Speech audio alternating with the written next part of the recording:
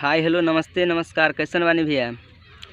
भैया देखी ठंडी के मौसम बा और काफ़ी ही ठंड धीरे धीरे बढ़ रहा है। अभी फ़िलहाल हम एक मीटर लेकर आए हैं जो काफ़ी ही ठंडी पे है और काफ़ी ही मार्केट में धूम मचा देगा। बहुत झकास मीटर है भैया। और सबसे पहले राइटर यादव सतीश ऑफिशियल के बेल आइकन बटन दबा दी ताकि कोई भी नया वीडियो अपलोड करी तो रउआ तक पहुँच जाए और ज़्यादा से ज़्यादा हमारा वीडियो के शेयर करी भैया। और भैया एक बात और कहे के चाहतानी कि जे भी भैया हमारा वीडियो के देखतानी पूरा देखी और आनंद उठाई। जे भी सॉन्ग लिखवावे के बाद भैया पर्सनल हमारा नंबर पे कांटेक्ट करी। और जे भी मैटर हम लेके आनी है चली मैटर की तरफ। अगर अच्छा लगी भैया तो कमेंट में बताए कि कैसन बा हमार मैटर भैया। चली मैटर की तरफ। पहला मुखरा है, जार हला गहतिया बेसी सिका मनाई। जार हला गहतिया बेसी सिका मनाई। का मनाई तकोरावा कसक के दाबे रजबू तुहरा जार हना लागी। तकोरावा कसक के दाबे रजबू तुहरा जार हना लागी।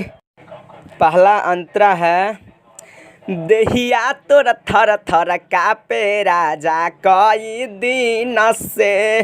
कमल ओढ़ा के रजबू चाटल कर जीभ से भतरू। देहिया तोर थर थर कापे राजा कई दिन से। कमल ओढ़ा के रजबू चाटल कर जीभ से। तोहर आई बड़ी मजा चीज पसनाए जब लागी। तोहर आई बड़ी मजा चीज पसनाए जब लागी। पसनाए जब लागी तकोरावा कसक के दाबे रजबू तुहरा जार हना लागी। तकोरावा कसक के दाबे राजा तुहरा जार हना लागी। दूसरा अंतरा है, लास्ट वाला नाम वाला अंतरा है, सुना है भतरू हमर सती बिहारी। लगे जार तुहरा यह जाकुरा में गरमा दी। सुना है भतरू हमर सती बिहारी। लगे जार तुहरा यह जाकुरा में गरमा दी।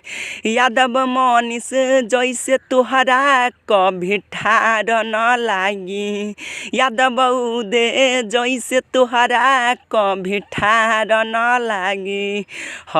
ठार न लागी तकोरावा कसक के दाबे राजा तुहरा जार न लागी। तकोरावा कसक के दाबे भतरू तुहरा।